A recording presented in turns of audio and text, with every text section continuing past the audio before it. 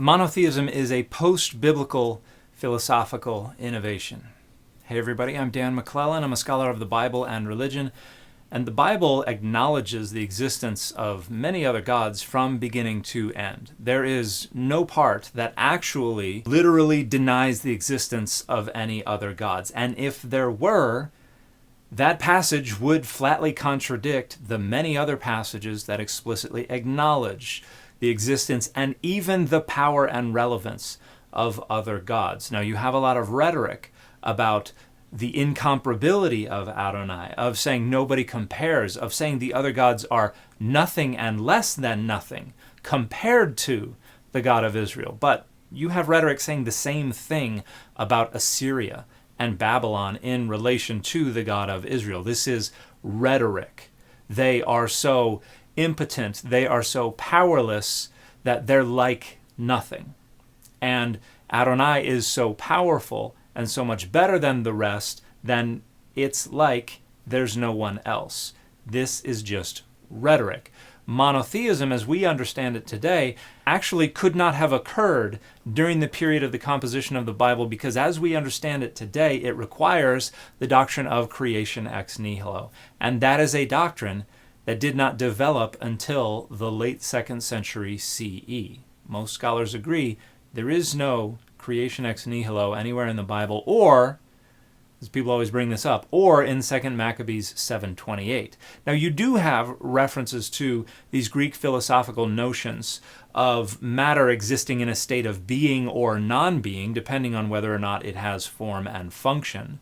So, non-being matter, which is sometimes referred to in 2 Maccabees 7:28 and in parts of the New Testament, is just the material substrate that lacks form and function. And then once it is given form and function, it is moved into the realm of being. You don't actually have the articulation of the doctrine of creation ex nihilo until around 170 CE, and then it develops after that. And then you have the development of the concept of monotheism as we understand it today, beginning in the late 17th century CE, starting with the Cambridge Platonist Henry More around 1660 CE. And what they develop is a notion that builds on the foundation of the notion that God created absolutely all that exists apart from God from nothing.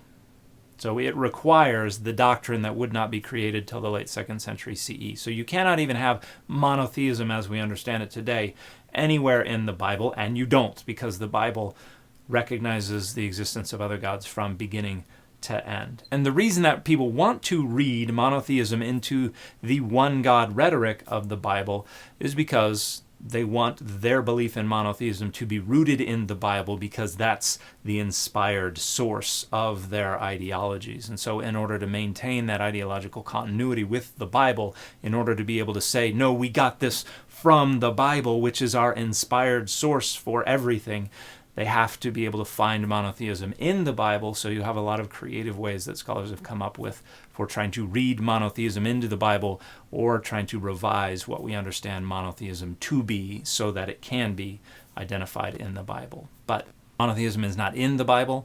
It is a post-biblical philosophical innovation. And I recently published an essay on monotheism in the Oxford Research Encyclopedia of Religion, and I will have an essay coming out in an edited volume that I helped edit next year based on a conference that I helped organize last year entitled The Meanings and Ends of Monotheism, that is going to discuss why there's no monotheism in the Bible.